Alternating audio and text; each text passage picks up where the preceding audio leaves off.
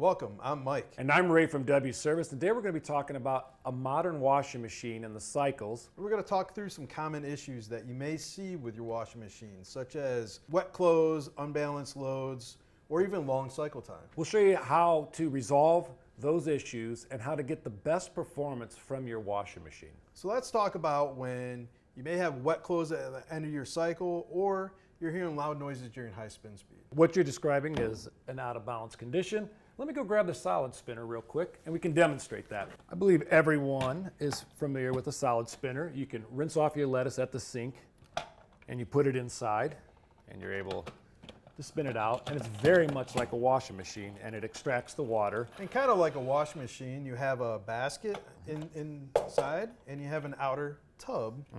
So that's where your water goes in your washing machine as it's spinning out. And of course there's a pump at the bottom of the tub that's pumping out also. Right. So if you want to grab me the towels, so like demonstrating a load after it washes, when the load is evenly distributed in the wash basket and the machine goes into high-speed spin, everything is balanced. It's able to get to spin speed and it's able to push the water through the basket and drain it to the pump. Now, I have a son that has a pair of sweatpants, and every time I wash them, my unit goes off balance. Okay. Because it seems to soak in a lot of water. Kind of ends up on one side, kind of balled up on one side. Yep. How is that going to look in one of those? All right. So if just by happenstance the clothes gets distributed unevenly, or you have a clothes item that likes to knot up or ball up and trap a lot of water, especially athletic wear is a good culprit, where you kind of have most of the clothes on one side, you are setting up the conditions for an out of balance.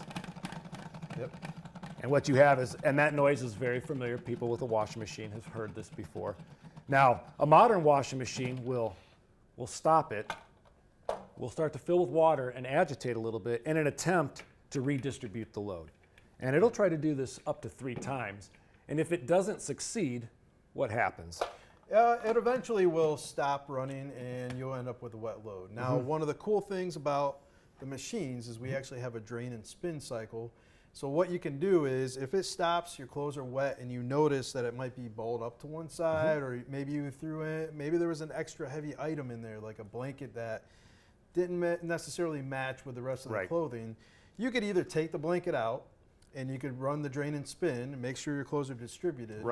Or you make sure you put the blanket in where you kind of evenly distribute the clothes. And then also run that drain. Just manually redistribute the loads, close the lid, put it on drain and spin, and let it extract and get the water out, and you should be good to go. And one of the things that would happen if it's still off balance during drain and spin, you could hear it putting water in again and trying to actually redistribute it itself. So that could happen during that process. If at any time you find your appliance non-responsive, always make sure that it's plugged in and powered up. Like any modern appliance that has electronics in it, sometimes the software would need to be reset for any type of issue. So what you'll want to do is unplug the washer, let it sit for about 30 seconds, and plug it back in.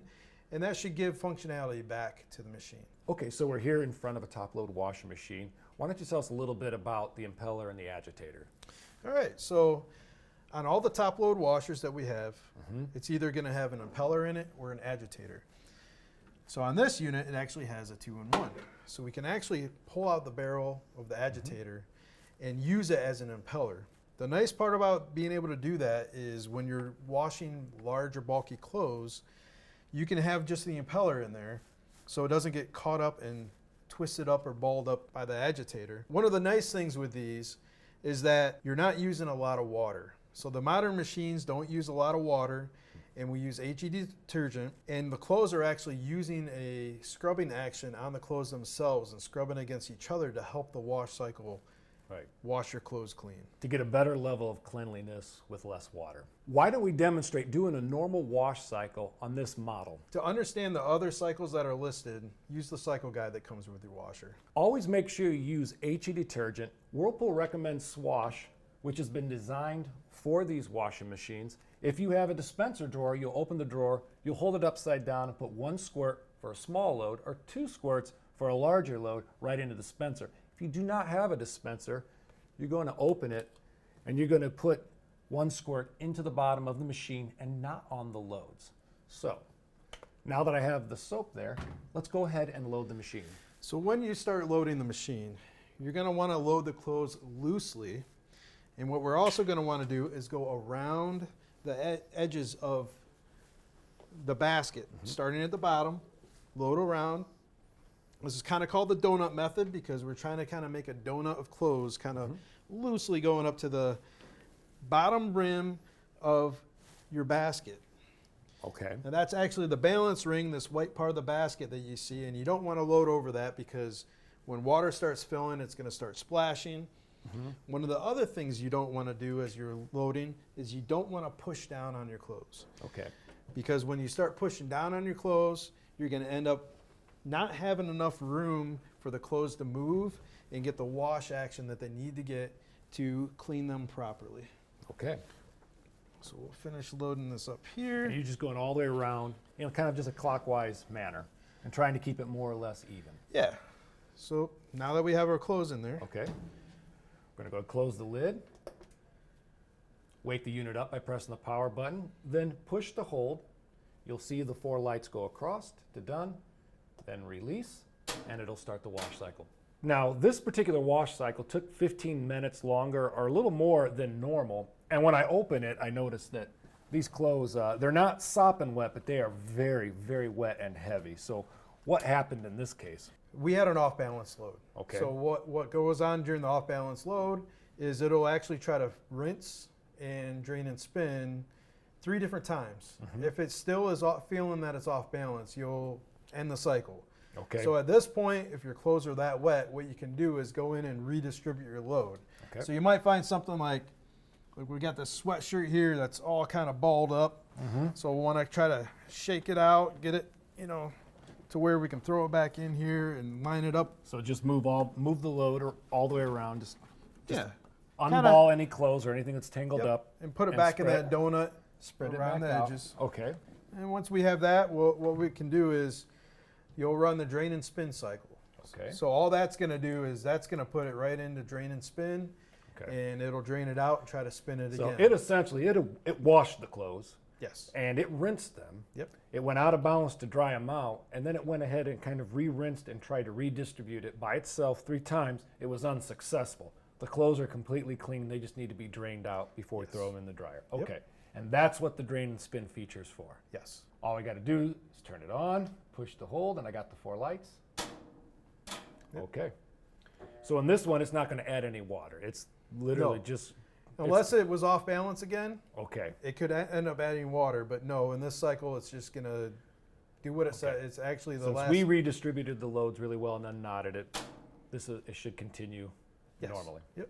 And one interesting thing is I had no warning lights or indicators or, error codes on the HMI. So that's a good indicator that Yeah. was just a normal behavior of the washing machine. Yep. And it occasionally happens. Yeah.